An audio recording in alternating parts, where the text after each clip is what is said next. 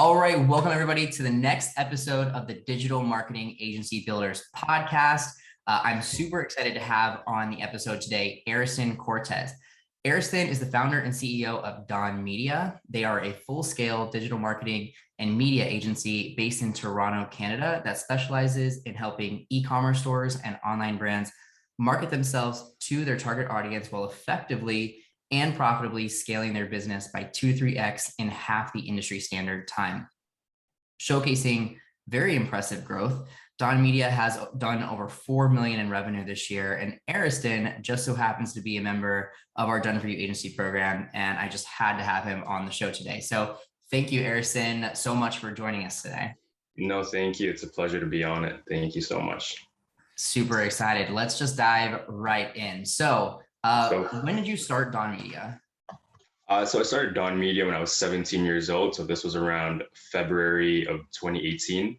And that's usually when I first got into, not got into, but sort of transitioned fully into the entrepreneurship realm. And I literally started being serious at it. I've always dabbled into entrepreneurship, but I've never gone, full force at it. And so 2018 was really just a turning point for me in terms of entrepreneurship and, starting a business that I knew I would be, I would devote my time into 100%. So that was my turning point into entrepreneurship. In February of 2018. Yeah. Nice. So that's we're coming up on 4 years now. In this business. And so you say you hadn't started another business before, so this is your very first business? No, so I started a few. So before getting into the agency space, e-commerce was my go-to. Before e-commerce had even been hyped up the way it is right now, before drop shipping had ever been, I guess you could say, congested as a space, that was when I had my first business. So that was pretty much when I got into e-commerce and marketing, was through dropshipping. Okay, and when was that? This was around, that's a really good question. This was around 2017, so a year prior was, I would say, was when I did a lot of e-commerce, a lot of dropshipping. So 2017. And were you before the dropshipping? What were you doing?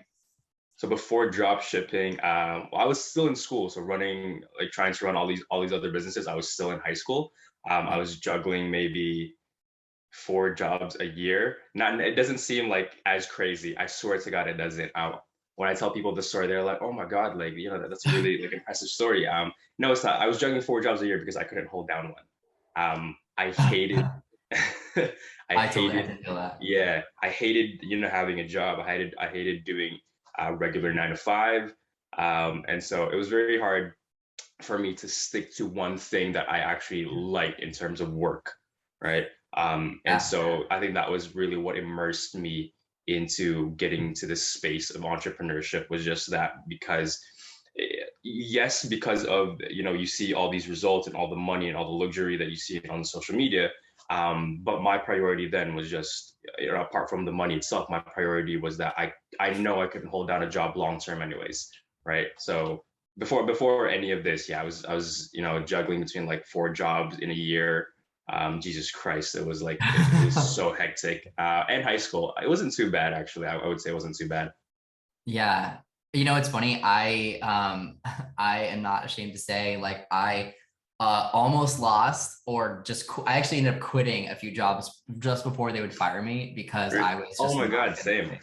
I was just not a good employee at all. I tried serving tables. Terrible. I was terrible at waiting tables. I can never remember their order. I would come back with wrong stuff. One time, that's so funny. One time I filled this lady's wine glass. I served a lady a wine glass that turned out to be just full of colored water. And I didn't know that was what the bartender had said on the side, so that he knew how high and low to pour it, so that he wasn't overpouring or underpouring. And I took his dummy wine glass and I served it to one of my tables. That was that bad. That was kind of like the sign of oh man, this is not meant for me. One of the very many signs that entrepreneurship was definitely where I was meant to be. Was that your last job and before you started doing your agency? Or what was your last job? I'm very curious, actually. My last job was Energia, which was a failed energy shot company that was a startup based here in Fort Lauderdale, and I worked for them doing their social media management. That was the job that I asked them to hire Sylvie Viral instead of paying Tyler Narducci full time, and I offered them half of my salary in a retainer form. Wasn't good enough. They needed my butt in a seat and could not fathom a work from home scenario. Obviously, this was before COVID. Yeah, So I walked out, I left, and I built Sylvie Viral.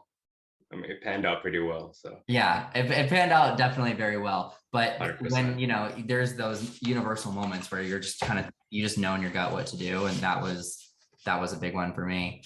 I think it's worth noting, you mentioned prior to starting in 2018, prior to that, when you were dabbling in drop shipping, that Yeah, you were juggling multiple jobs while you were in high school. How yeah. old are you now, Ariston? I am 20, turning 21 this coming February. Guys, for those of you listening that didn't know that bombshell before, now he's 20 years old with a $4 million company this year so far, which is just out of this world. Absolutely Appreciate it. incredible. So where are you at now, monthly recurring with your agency? Yeah, so now we are pulling just over 310 or between 310 and $315,000 a month in recurring monthly. That's recurring. Incredible. And what Yeah. have you done so far this year? This year has been a whirlwind and it's been a roller coaster ride, just because this year has involved a lot of growth within my agency. I think this year was literally, transitioning from just being any other marketer out there that can pull off, seven figures in a year to pretty much focusing on building an impact within my agency. And that's literally what I've started to do. So, doing a full rebrand on my prior agency, turning it into DonMedia, partnering up with other seven-figure agency owners, just so I can make sure that it's not just the revenue that's there. I think a lot of people do. It's something that every agency owner, any business owner strives for, is hitting that first seven-figure mark. But I always tell people that when you strive for it, you're guaranteed to get it anyways. Everybody can make seven figures, but rarely anybody can make an impact within their agency and within the people in their industry, right? So that's really what this focus has been. That's what DonMedia has been, is just optimizing everything that I've built from my prior agency, making sure that from the sales calls to the onboarding to the whole journey of client satisfaction, that we're making an impact at it. I think that's really the most important thing that I've done this year, is turning it from any other agency to something that people can look and say, you know what, these guys are industry leaders. They're someones that you should be looking out for in this whole space. Nice. Yeah, I think that's really important to note. I think dissecting the word impact a little bit, it's probably more about like decreasing churn and burn, Yeah, increasing results of your clients, and 100%. really focused on client satisfaction. Yeah, 100%. And that is, at the very start, you think that that's what you're doing, but in reality, what you're really doing is focusing on growing your revenue, which is totally fine. It's totally natural. Yeah. Um, I am Everybody at the very start in their agency is going to be, not guilty of that, but is going to experience that anyways, right? Where you're just so focused on your growth, that once you sign a client, once you onboard them, all you care about is the invoice being paid for. Yeah. That's really the case a And lot if of that's times. if and when that is the case, your clients feel that. Yeah, 100%, man. Yeah. And so that's really what's opened my eyes to it, is that like I said, anybody can, like, I totally get that to any new agency owner, $4 million in revenue in a year is a big deal, right? I totally understand. It's still insane to me. I don't even think I can say that out loud and believe it. Um, Yeah. but it's within that 4 million, it's making sure that all my clients are, I make sure, or I try to make sure at the very least, that all my clients feel as though that, we are part of their journey, that it isn't just going to end after that invoice and contract has been signed and paid. That isn't the case. And I want to, relay that back to everybody, not just to my clients, but to every single person in my industry, that I don't want to be labeled just as another entrepreneur, just as another marketer in this agency space, where everybody is starting to get into this space now. I want to make sure that for whoever is, and call it over ambitious anyways, I want to make sure that for anybody who gets into this space and whoever is already in this space, that you look at DonMedia and you look at Ariston Cortes, that you say that guy is an industry leader in this space. And that's something that we should be looking out for in this year and for the years to come, as long as they're there, like they're leading this. That's fantastic. I think you're well on your way to that place. I think, to move into a place of industry leadership, it's probably, I think it's about results. So what you're already, and you already have, fantastic results, and you're already, generating fantastic revenue. It's just then making that transition from, your own little bubble with inside of your agency to adding a personal brand onto it, or adding even just a brand of your agency, and being willing to push that brand out there into Facebook groups, into, podcast content like you're doing right now, into, just a lot more online content, and then adding that element to a really successful agency already is that's, I think, what's going to probably push you to, industry leader. And from my vantage point, you're already well on your way. I appreciate that. Thank you so much. Those are really, really kind words. I really do appreciate it. Absolutely. Yeah. So you have how many clients right now? So currently we're doing 21. We just onboarded 2 of them this week, so we should be on 23 by the end of this year. Nice. That's insane. So with 21 clients, how often you communicate with them, and what tips do you have for our listeners on, keeping your clients happy? That's a really good question. So I'm a bit weird when it comes, I'm not weird, I'm a bit unorthodox when it comes to client communication. Apart from that's, I think, the very thing that it's going to differentiate me from a lot of people in the agency, is because I tend to communicate with my clients every single day, or at least I try to every single day, or, at the very, like, once or twice a week per client is cool with me. 21 isn't really like such a big number. I can, manage to spend maybe like 5 minutes a day communicating with them. And I'm very hands-on in terms of client fulfillment and projects being done. I'm very much hands-on. I'm not a micromanager. I just, want to make sure that every single client who, especially I bring on and I, get on discovery call or a sales call with, that they do see that it's not just getting pushed over to somebody else. They do see that I actually do genuinely care, because I do. Yeah. I care that they get their results. I care that, they feel as though I am part of that whole process with them. I'm part of that whole journey. And it's a good thing to have in terms of communication. I mean, a lot of people I know, no shade to them anyways, but a lot of people that I know in the agency space, they get maybe around 5 to 10 clients, and then they sort of outsource that to a project manager right away. Even though they were the ones who signed with that client, right? They were the ones who sent the invoice, who sent the contract, who were on the call with them. And they tend to just, outsource it right away.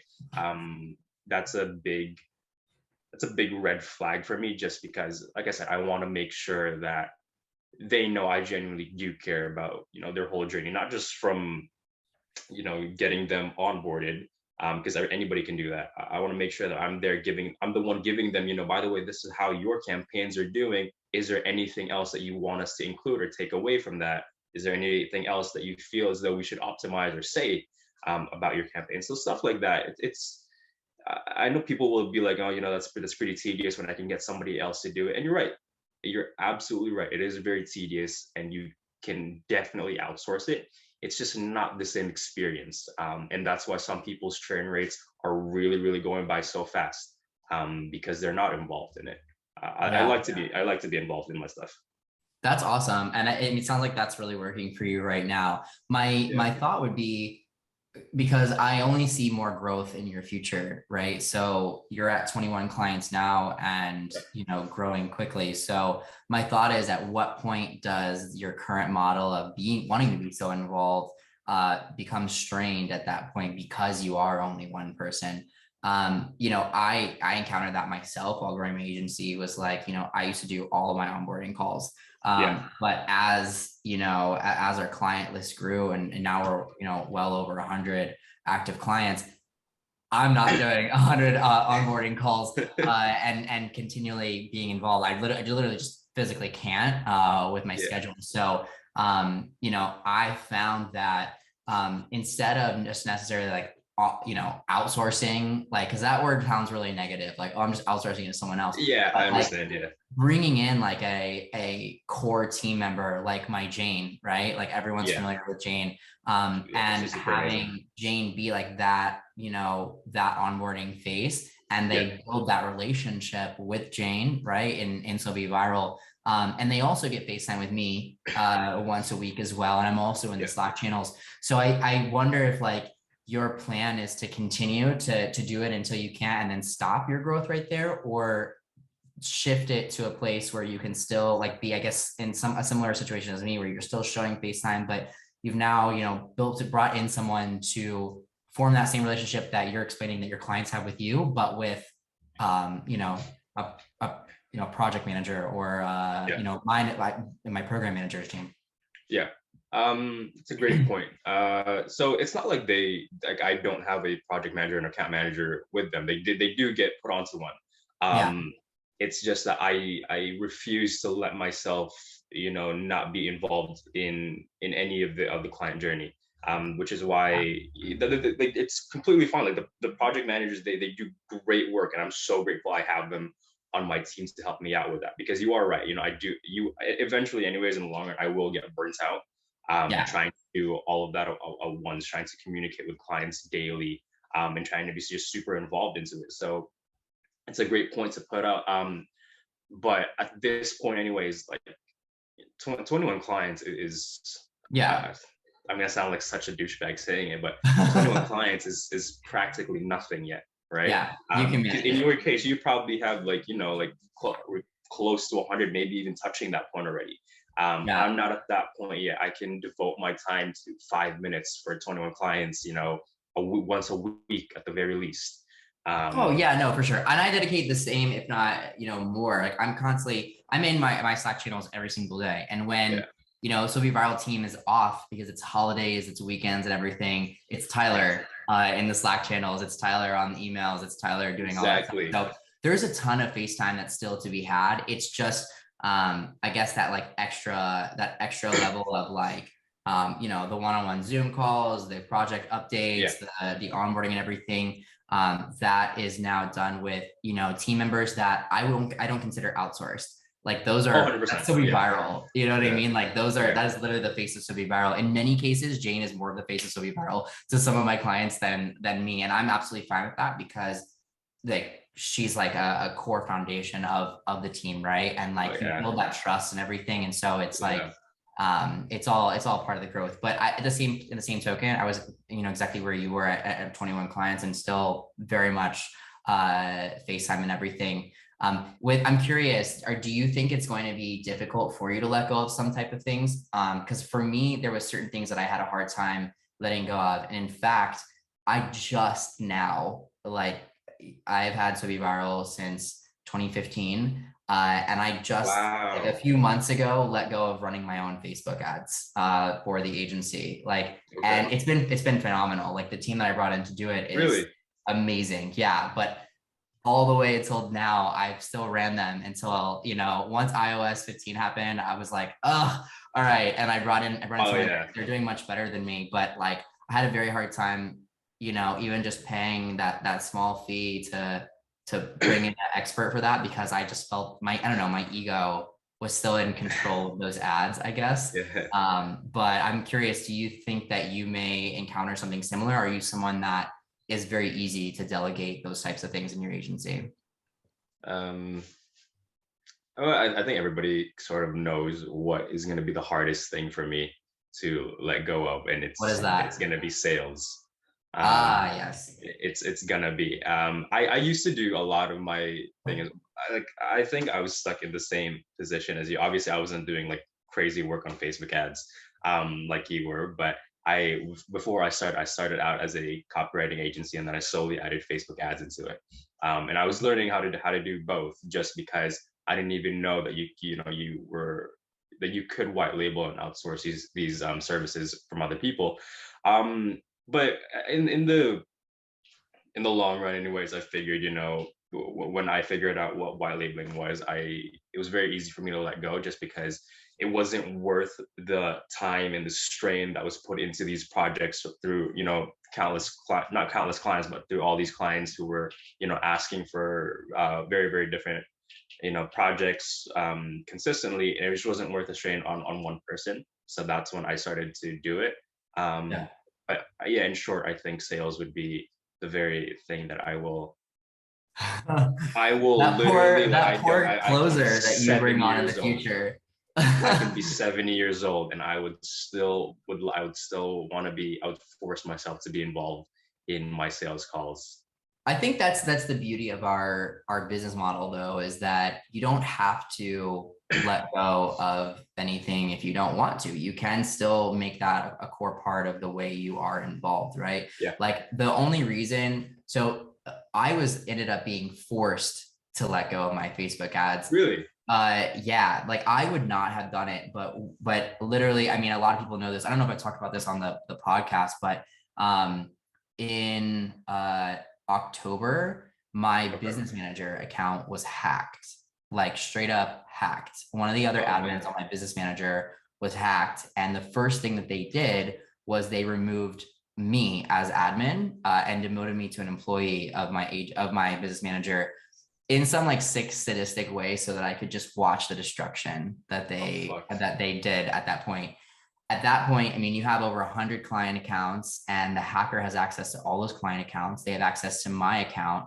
And I mean, I contacted Facebook immediately, and they were working with me, but they took so long to fix it that my own ads were down for like a month. So my closers were all like just banking on my word that we're coming back and you're going to be fine, right? But like I risked almost losing, my closers, my clients. Like it was just a complete nightmare. And so I knew that once the ads got back on, like I needed to just hand them over to someone that was going to be able to take them and ramp them up stronger than they've ever been.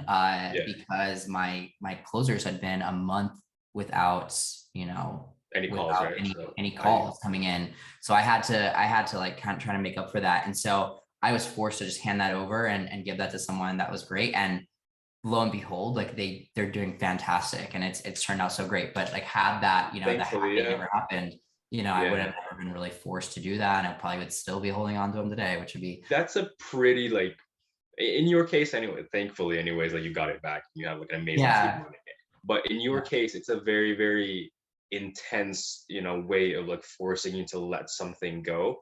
Because I mean, hearing from your stories anyways, and from past conversations that we've had, when you were doing your own Facebook ads, I mean, you were probably doing like really good work at it. So I think that's a very hard thing to let go, when you see that, what, even though like it can get straining at times, when you see yourself, pulling in really, really good results for people. It's also the trust factor that's there, of like, how much would I trust somebody to do this for me when I know I can probably do it. It's an ego thing. I get it. When you're going to tell yourself anyways that, I can probably do it way better than this person anyways. At times, it usually never is the case. But at times it is. But in your case, it's a pretty intense force. It was a very intense force, and it was probably the most difficult thing I've ever been through as a business period. And just like happened out of nowhere. Thankfully, we got everything back. It's completely secured, and there wasn't too much damage done. But it was not a fun month, and we had a lot of ground to make up. And so at that time, like one of my mentors, someone that I very much look up to in the space, he told me, that he worked with this ad team, and they were super legit, and I figured, if you're good enough to work with him, then I'll definitely take the leap. And so I brought them in. They've been absolutely fantastic since day one. So I'm glad that the universe kind of works like that. They give Yeah, you, it you does. know, really big obstacles, but those obstacles are always opportunities in disguise. 100% agree. And I mean, like I said, I mean, thankfully that you got it back, and your agency since then has like grown exponentially. Yeah, It's that been stronger amazing. and better Yeah, than ever. It's exactly. everything is always disguised as, chaos, but in the end, it's pushing you toward exactly where you need to be. And I've 100%. experienced that time and time again. So what's something in your agency, what's something that you experienced along the path of growing your agency that you really didn't expect? How hard the work actually is. Um, no, it's such an understatement. People always say, yeah, hard work is going to get you there. I just need to work hard, put in the time, put in the effort, and I will be there. And it's absolutely right. The only thing is you don't realize how hard you have to work until you're put in that position, right? A lot of people don't realize how hard it takes to just get one client. Yeah, a lot of people don't realize how hard you actually have to work to even get that first client. So that's definitely what I didn't even realize before, is like how much work actually goes into making it successful. And take it however you take success. But even just in terms of getting that one client for your agency when you're just starting out, it's hell. It doesn't happen overnight. It definitely doesn't happen. I can't give you like a time frame of when it's going to happen. All I can Yeah. give you is a building block and saying, keep your lead generations up, and eventually somebody's going to land your pipeline. Yeah. But until that point, it's really just a matter of saying to yourself, you know what, I didn't get it this day, but I'll try again tomorrow. Yeah. So And it's a very I've hard seen like balance. a dramatically different, outcomes with new agency owners. Like the one thing I really do love about my job is like I can see so many agency owners in that like incubation period where Yeah, they're getting on their feet. And like I've seen some people that are, they're hitting their lead gen and they're working on like a mindset issue. And that mindset issue is holding them back for months because they just don't believe that it's going to happen for them. And then that comes across in their sales calls, and that comes across in their outreach methods. And they'll just take breaks from it and come back to it or whatever. And I've seen others that like we had one member who created a Facebook group and created a LinkedIn group and closed the first two leads that come from both of those channels yeah, within a week. Like it that's just amazing. and they're and she's so ecstatic and everything, and it's so awesome to I watch would that. be. We had another member who launched his Facebook ads and the Facebook ads we ran for him in the DFY program, and he closed his very first lead that came through, booked through his funnel, like number one, which is just fantastic too. But then you Congrats have to that others person. that have, taken several calls and they're working on a sales thing, they're working on a mindset thing, or they're working on their script, they're working on so many different things. So where your own specific bottleneck is going to be Yeah, is something that you really have to just find out in your journey and then find out yeah, in real time. yeah. No, you're like, you've got it like right on the button, and that's something that people I think undermine a lot. And also another thing that people undermine a lot, and I'm sure everybody has heard this phrase of people telling you just stay consistent, right? Everybody has heard that, and but a lot of people, they think they're being consistent, but they're doing the exact opposite at the very start. And that's going to be a really, I'll go into it a bit more too if you don't mind. Sure. But that's going to be a Because I say really, that all the time. So please add some extra clarity because one of my biggest pet peeves ever is people that give up too quickly. Like, and I think it's it's not honestly giving up our too quickly though. I think people misinterpret staying like being consistent and being intense about things. At the very start, we do all these little things. We do all the little mundane, boring things that we know are going to get us to that point of success, right? We know that, and we do it for maybe a week, maybe a month, maybe 2 months, and we do that. And when results don't start pouring in at that said time, we get a little bit discouraged. And so what happens when we are staying consistent in that path is now we tend to dump consistency and replace it with intensity, right? The reason why intensity is such a bad thing is, when we're doing all these little tiny things that we know are going to get us to that point, we tend to either double it up, or we tend to add more and more to it, just because we think if we add more to it, we're going to get the results much quicker. Mm. Like, you mind if I ask you a question? Yeah. Do you go to the gym? About 4 times a week. When you go to the gym, how long do you work out for? Typically an hour. But in that hour, typically when you go home, you look in the mirror, do you see anything right away? That day, I mean, you get a little gym pump, right? Depending on Or like after the gym? what you're working out, but that gym pump goes away so fast. And So it what doesn't happens then? last Like, long. if you're trying to get like six pack abs, and like, you have like a program that you follow and trying to get abs for it, right? Mhm. An hour a day is gonna get you there. But if you're, let's just say 2 weeks down the line, you still see no results, you're not gonna go to the gym for 9 hours straight expecting to get those results faster. Yeah. So that's Right. what I'm saying. When people don't see results right away when it comes to consistency, we replace it with intensity, right? And what intensity does, it brings us to a state of our breaking point, and it brings us to a state of meltdown. Just because we are gonna get tired right away, right? Yeah.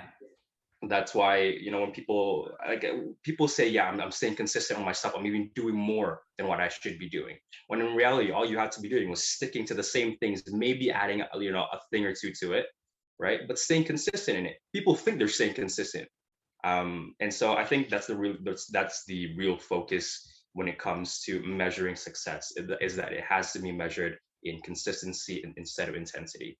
You don't get fit by going to the gym for 9 hours in one day and expecting results right away, right? You Yeah. get fit by going to the gym for an hour every day for an hour, Yeah. right? You don't, because you are going to get burnt out. So intensity brings on burnout. Consistency is what's going to give you momentum, right? Yeah. I So think a people lot of don't people think probably that. skip over the intensity thought and don't really give much thought to that. So that's a really, really good point, is that if you're just drowning yourself for a week in intense work and still not getting there, at the end of the day, it was still just 1 week of work. Exactly. It doesn't matter how long you put into it. It's what's gonna burn you out. It's what stops you from, um, from actually reaching your goal at a pace where you were already going. We can Yeah. go look at the workout analogy again. If I'm giving you a workout and you had to go to the gym 5 hours for it, and that 5 hours is, instead of you being able to do 1 hour every day of the week, if I give you all that in 5 hours, you're not going to want to go to the gym again tomorrow. Why? Because you're going to be burnt out. It's the Completely. Yeah. same thing when you're trying to strive for that level of success that you want. If I give you all of this work, if I give you, you have to do this, you have to do that. If I push you down to do 100 different things in one sitting, you will get burnt out, and you will be discouraged, and you will lose all your momentum that you had. So, and people think that they're staying consistent with things, and a lot of the times it's really wrong. What like of what they're actually thinking. So the focus needs to be on consistency, not intensity, when it comes to striving for success. Anyways. I love it. I love it. Let's talk about some obstacles that you have maybe had to Sure. overcome on your journey to get to where you are today. Ah, biggest thing as a 20-year-old, or as a 19-year-old teenager, was losing a lot of people along the way. I think it sounds so like cringy and sounds so cheesy, but like it's true, because I mean, as a teenager, as a kid, that you rely on your social circle and your friends to get you through things. But in a realm where no in a realm, such as entrepreneurship, where not a lot of people can actually comprehend, you start to sort of see that it's kind of something that you have to go through alone, and it's a huge sacrifice that you put onto yourself, Yeah. um, Why did you to do lose so. people? Sorry. Why did you lose people? They were like focused on different things. I think the biggest thing was like going trying to go out to parties every single day, or trying to go out every single day. I would literally just say like I can't, or I don't want to, like I want to stay home. I have like a ton of work to do, and I would ghost people for maybe like 10 hours straight, like when I'm doing like sales calls, or I'm doing stuff like that. Just because I knew that that's what I had to do. Yeah. And a lot of people took that as, you know, well, this guy's probably like moving different because, you know, he's not talking to us anymore or whatever. But I don't think I lost people in a sense where like I regret it. I think it's definitely what helped me do it. If I didn't let go of some people in my life, I would have never ever been here. I would still be stuck in who I was 5 years ago, right? Yeah. So it's a 100%. sacrifice everybody is going to have to make. I think in terms of entrepreneurship, anyways, it's not something that you can unless somebody has the same mentality as you. It's not something that you can sort of bring people on. It's a very very unattractive um, process that you have to go through, and it's a very daunting one. It's a very lonely process that you have to go through alone. And but that's the very thing that's going to push you anyways, because as soon as you realize that, you know, it's you who you actually need to be able to, you know, push this out to the level of success that you want to be at, yeah, it turns out a lot of times it turns out fine.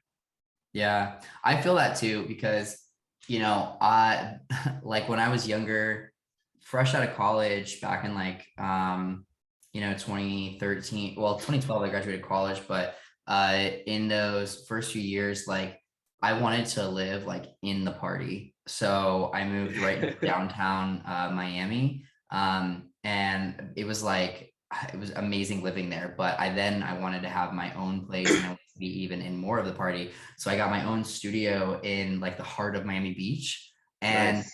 quickly it sounded so cool. Like at the time I It was like, really oh, does. this is so awesome. Like I have this dumpy studio that's all mine, and I can walk to the nightclubs and I can walk to the strip, and it was just so great, right? Well, Yeah. like 6 months of that, I was so over it. I was like, oh my God, get me out of here as fast as you Yeah. possibly can. Like I had like girls like stumbling across the sidewalk in front of my place, like puking in my bushes on like a Tuesday. And I'm like, ugh, I've got to get out of here. And so I ended up coming up to Fort Lauderdale, and it was just a much better space, a much better like place for me to like Yeah. thrive and grow my business and focus on that with people that are like-minded and that people that support me instead of people that are trying to drag me to the bar on a Wednesday.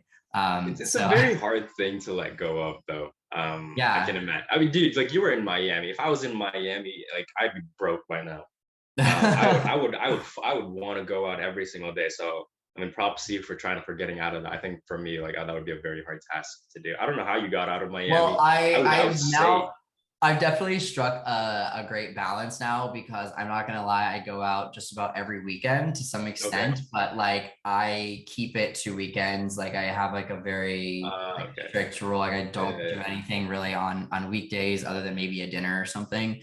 yeah, And even Fridays, like I don't really do anything. So I'll kind of relegated to Saturday night that I'll like I still get you. like dip in and go have my All right, fun, because if I don't do that, then I'm gonna go crazy. And I kind of have to just like strike that balance. So I give myself like that one night a week to kind of get wild, and I still I'm able to balance that. And I have my friends that I can totally yeah, turn up with, and then I have my I have some friends that are more serious, more calm, and like we can go and do dinners and stuff like that. So I have like a wide variety. But the one that's good thing though. that is weird is like I don't really have any like entrepreneur friends. Like in my I have a whole big crew here in Fort Lauderdale, and Yeah, only one of them has his own business, and he's super successful, and that's great. But yeah. like most of my friends, like they're like all my online friends are really like is where I can connect about business stuff. Same, And that's why I love these same. types of conversations that we get to have on podcasts and stuff, because I can Yeah, like relate to that. But like my actual like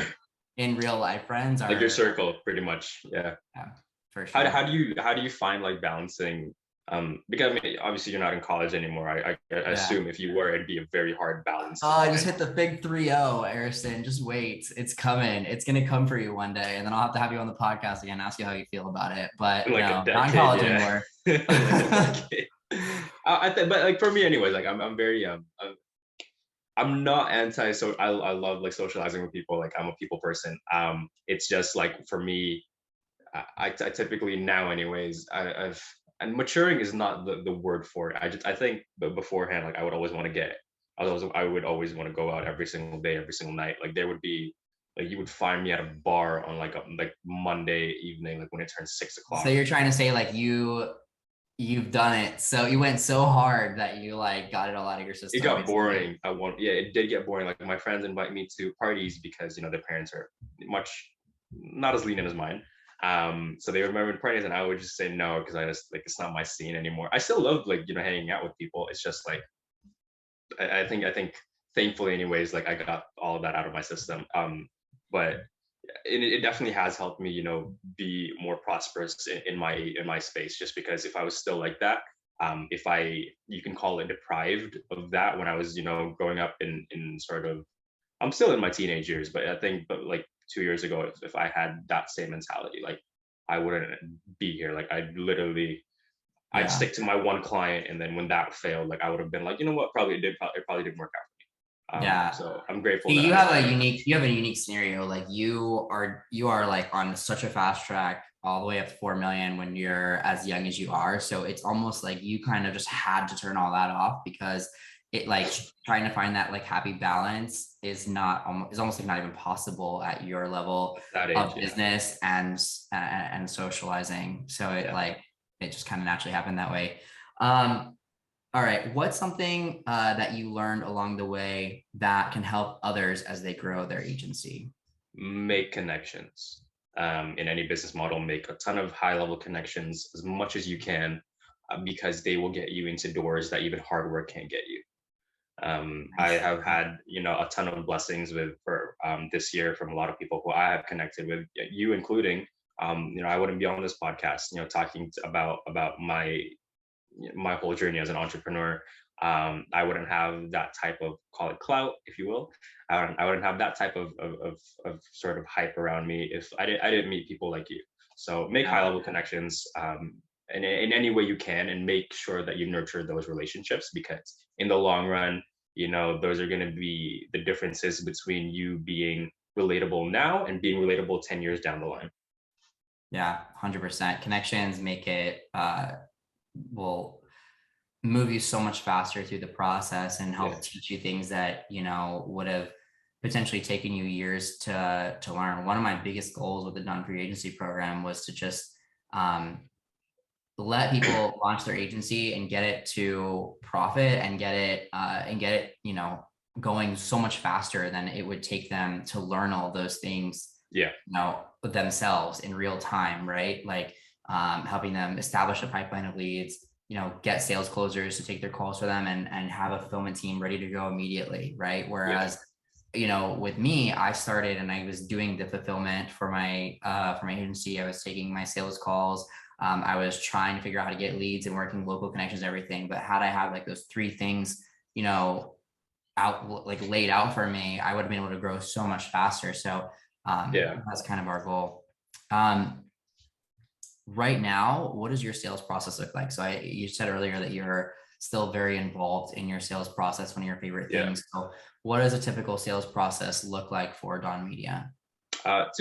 Typically two sales call process. So it's one. The first thing starts off with a discovery call.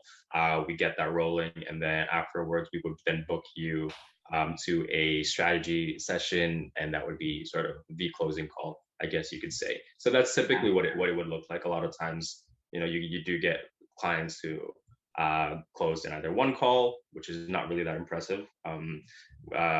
Or you would get clients that would close in like the fifth or sixth call. My Jesus Christ, like people think, it comes on like so easy, but my longest sales call was about 7 calls. I remember it. Yeah, I was literally going to ask you about that because I think we in the program we talk about a 2 call close and it's discovery call and then the pitch to close, but in reality, it can oftentimes go into a third or fourth call, and Yeah, like I'm always trying to tell people like that's normal and that's okay, and yeah, those pop up objections and those, oh, I need to ask somebody else yeah. or bring this.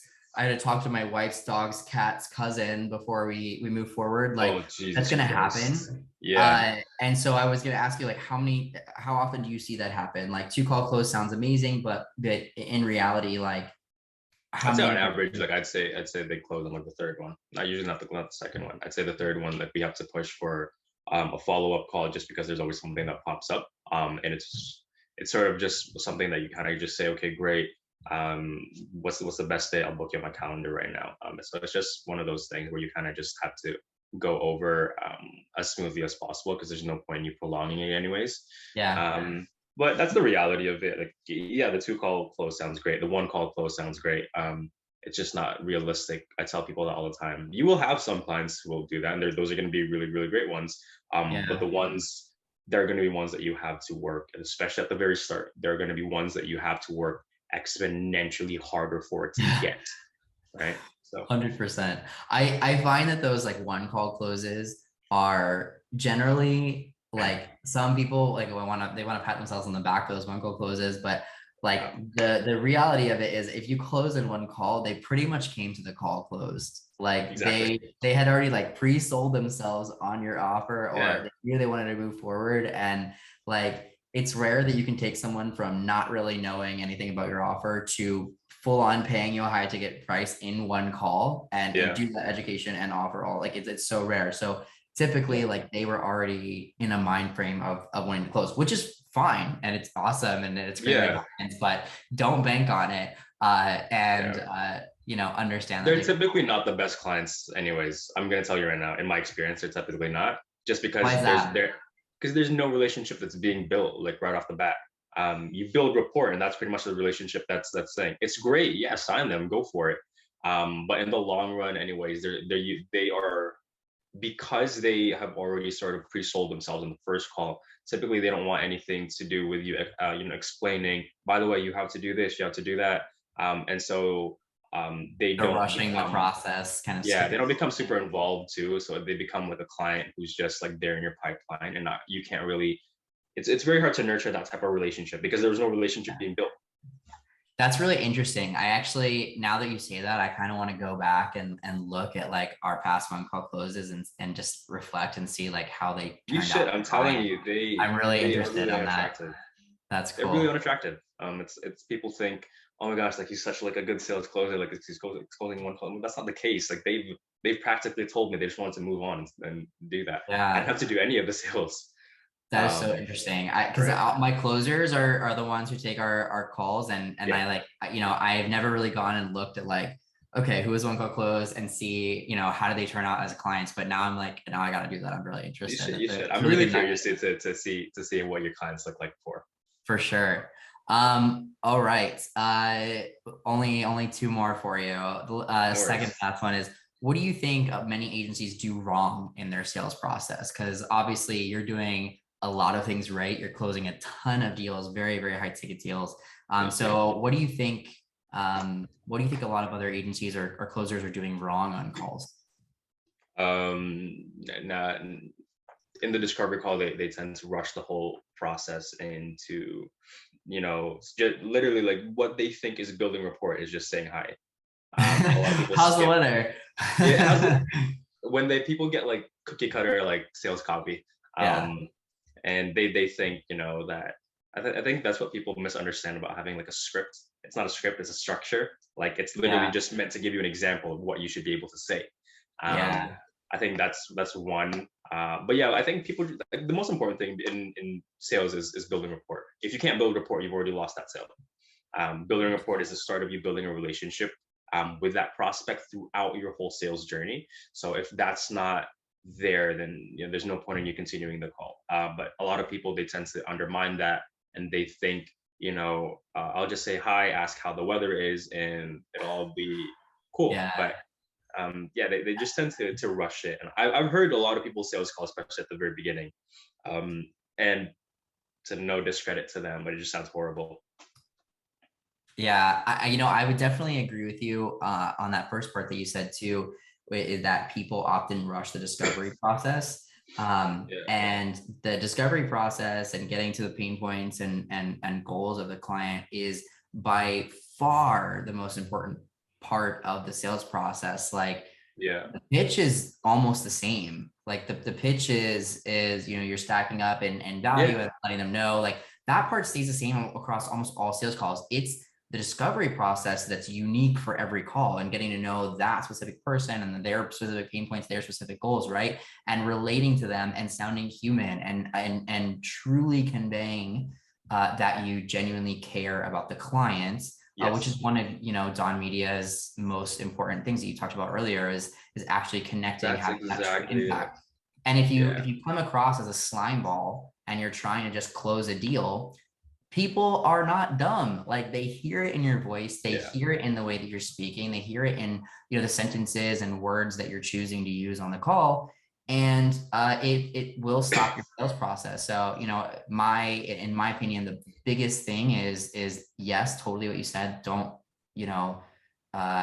skip over or cut short the discovery process, but also truly convey that you're really trying to help this client. It's not about the money, yeah, it's not about closing the deal. It's about helping them get to their goal that you're going to yeah. uncover in the discovery process. Yeah, 100%. You got it right. And I think that's something that a lot of people just tend to overlook is the fact that we go straight to the contracts, we go straight to the invoices, we go straight to the numbers game right away.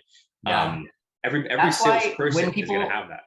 100%. And that's why when people are like, I really wanted just one call close, like I'm really good at one call closes and everything. I tell people, don't stop, because when you're trying to one call close somebody, you're showing all your cards. What you're doing immediately is you're showing that you didn't go talk to your ads team.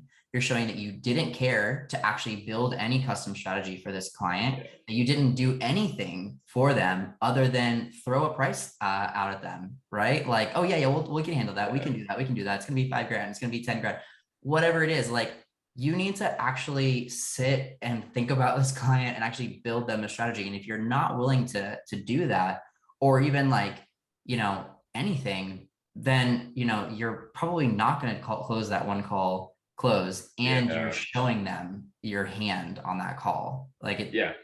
That's it. it And never, it never never made sense pans to out me. well. Never pans No. out well for people. So that's what I'm saying. Like, and that's gonna be like the differentiating factor between you and every other closer out there.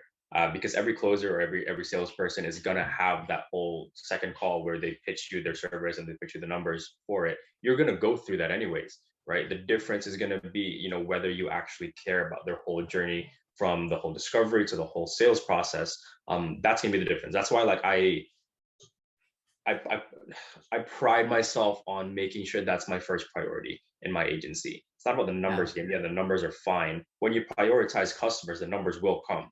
That's how revenue usually works, right? 100%. Um, if you prioritize revenue first, and that's how you lose customers. Yeah. So when people get 100%. that chain right, usually everything goes well. Like your whole metrics on the back end of your business, like your churn rate, you won't have to go through as many clients as you did, because if you prioritize that. So yeah, prioritizing customer satisfaction, even if you don't close that call, is going to be a really big factor on whether you are going to succeed in this space, 5 years down the line, or is it just going to be now that is this going to be your only year at finding success? Totally agree. All right. Last stop. I ask this on every podcast. So, Okay. what is your number one piece of advice to give to someone who's just starting their agency now? Learn a high income skill and hire somebody who has done what you want to do. Sales would be my go-to, to learn sales, or Yeah, copy. Sales and copywriting is should be your go-to for it. You don't have to be an expert at every single thing that you do, but try to find an expertise. Try to be an expert in one or two things. That way you can sort of relay that back to the client that you do know what you're talking about. So many people go on these sales calls. Like I said, you're not going to be doing your fulfillment anyways. But so many people go on these sales calls not knowing what to say, how to say it, and ultimately they end up losing that call. So that's what I would do. I mean, learn sales, hire a mentor, man. yeah, Is going to be the biggest thing. It's like getting a personal trainer. They keep you on track in a industry that is as lonely as entrepreneurship. You need somebody to help you keep accountable, for every single thing that you do, right? So that's probably one of the biggest things I would do. But yeah, learn sales. yeah. I couldn't agree more. I've always said, like, if there's one thing that I want people, if they can only take away one of the things that we teach in the Done for Agency program, if they just took one little thing out of it, I would hope that it would be sales. Because Yeah, literally you can take that skill, that high income skill, like you said, and apply it to any business, any single business that you ever want to start. It doesn't have to be an yeah, agency. It can literally be a SaaS product. It can literally be anything that you can imagine. If you know sales, you know how to sell, you have, you know, You the have a hardest huge part about it. building block right there. You have a Yeah, huge building block. Um, totally. so yeah, I mean, I think that's gonna be the most important thing. I know, like we say all the time too, is like stay consistent. But I guess like from this call, I hope people understand the difference between consistency and intensity. I'm Totally. telling you right now, man, you're gonna get burnt out trying to do 100 different things in one sitting, and that's what's gonna lose your momentum at it. So trying to do that, and not getting like discouraged so quickly just because you didn't land your first client in 3 weeks. Yeah, I couldn't agree more. So stay consistent, not intense, and also learn a high income skill. And your preferred high income skill is sales. Sales. Love it. Yeah. All right, Ariston. Well, thank you so much for coming on Digital No, Marketing thank you for Agency having me. Builders podcast today. It's been an amazing hour chatting with you. I knew it was Been a going to pleasure. be so much value in here. So I can't wait to share it with everybody. And of course, we'll have to have you back on the show next year Sure. sometime to see how much you've grown even since then. For sure. No, I appreciate it. It's been a pleasure. It's been a pleasure talking to you, man.